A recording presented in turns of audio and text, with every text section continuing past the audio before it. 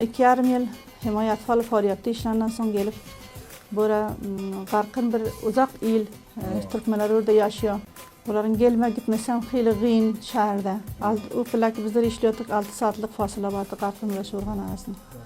Sonra orada bahaysa bir doktora Uladı Nisai hem cerrahi isesine poşiş veriyordum.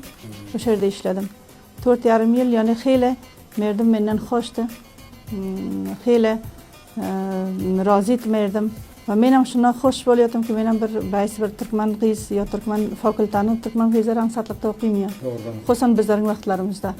Hemişe Türkmen kızları qabiyatlar dokma dokuydu. Hiç icazə vermiyorlar onun tahsile. Ve rahmetli atam bizlerin hepimizin üstümüze çok koşuş edin. Doktor, injiniyer, iktisaddan camiye takdim etsen. Ki şu atamın nasihatini alıp 4,5 yıl qarqın varıp işledim.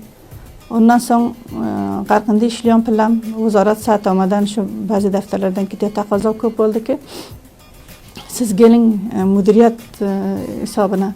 Orada da ben amir merkeziydim, amir ekeniydim.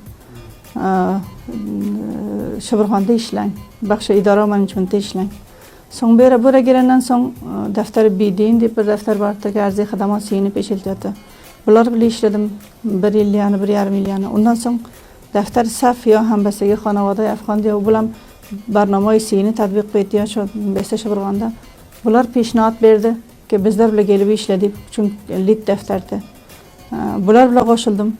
Bular bilan qo'shilgandan so'ng şu baxshi tibobatdan 2 yil olmalı ya taxassus olmalı ya masterlik olmalı.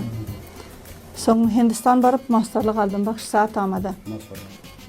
2 yil Saatamada masterlik oldim. Ondan so'ng yana bir 2 yil ishlab so'ng masterlik baxshi idora va menejment oldim.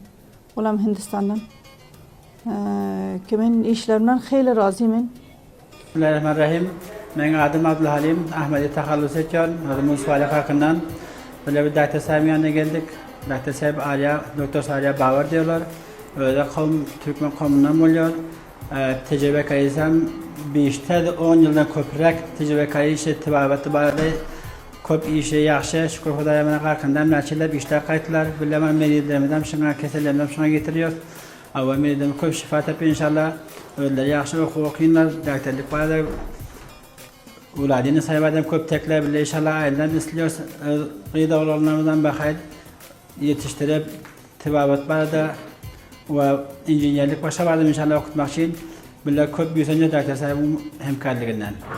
Böyle ve bilen keserlemeden anayı yaxşı uğunak kitiyorlar. Bilen o varımda keserlik uğrak, kan kemlik. Ondan sonra şu Uladini sayı tekliflerini köpürek bara ve ondan sonra ultrason mamını televizyon manitörü doktor sahib köp نتيجة doktor sahibden bile köp minnettarlık radi inşallah. Hada şu tabakayı unastan bile de doktor yok. İnşallah ben tabakayı zukurda doktorlarımın bir ikisi yetişik geliyorlar. Tabakayı unastan bile koşuyor. Mesela neresinden kabiliyetli ama kuvvet yetilir. Onu yukarı doktorluk barda inşallah okutmak için. Atinlerden bile kaçlarımızın oğlunlar inşallah okutsun, yaxşı okulları versinler. Aynı da bir doktor olup, injiner olup camiye hizmet edebileceğimizden inşallah yaxşı yetiştirsin.